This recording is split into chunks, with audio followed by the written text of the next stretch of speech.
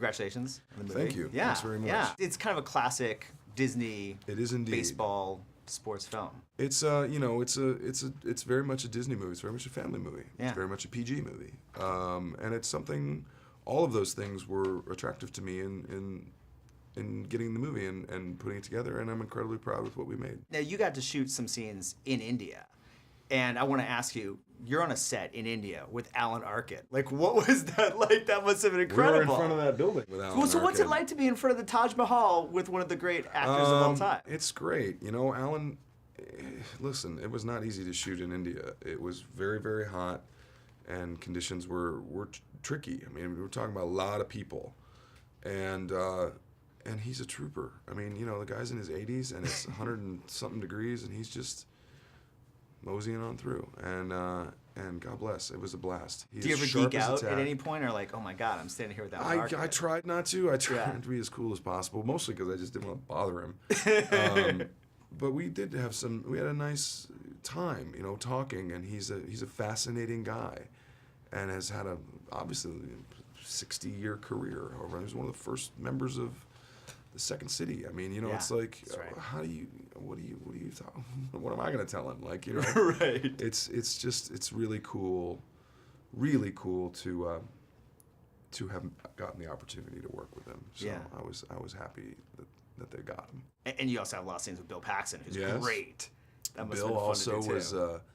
You know, a blast to get to know, and he's so good in the movie. He looks so much like every coach I ever had, like from the ill-fitting coachy shorts and sweats and the too big golf shirt, and you're just like, God, it's perfect. So yeah, we got lucky. We have a wonderful cast. Did you talk to the real J.B. Bernstein? Did you try to kind of pull some stuff off of him, or did you want to go straight from the character written as it was in the script? The character, you know, as it is in the script, is not too far from the guy. I mean, you met the guy. He's got this incredible confidence and intelligence, wit, and determination. I mean, he's a hard worker, and those are good qualities to have in an agent. You know, that's kind of where you want to be. And so it was a pleasure to get a chance to meet him, and it was real great to see. They really did document every bit of this, and sort of watch the kind of 10-15 minute reel that they cut together of the actual event. You get a little piece of it toward the end of the film, but it's fascinating to watch. You're like, oh my God, like all of this happened. None of this is made up. It was very, very cool. There's something I've always wanted to ask you. So if you'll indulge me, since you're standing here, I want to ask you this. I'm a huge fan of the A-Team.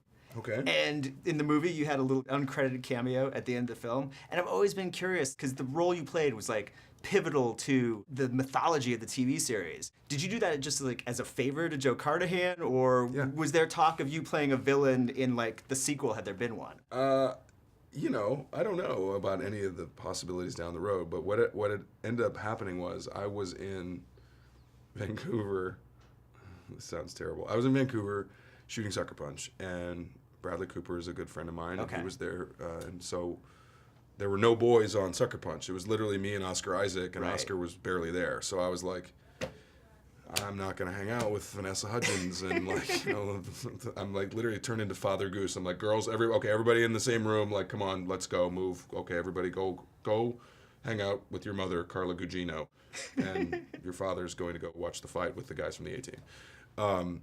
So that's what happened, basically. Brad would call me up and say, what are you doing? Let's go, do this and that. And Patrick Wilson was on the show, too, and Liam. And so it was I was like, oh, thank God, dudes, let's all hang out.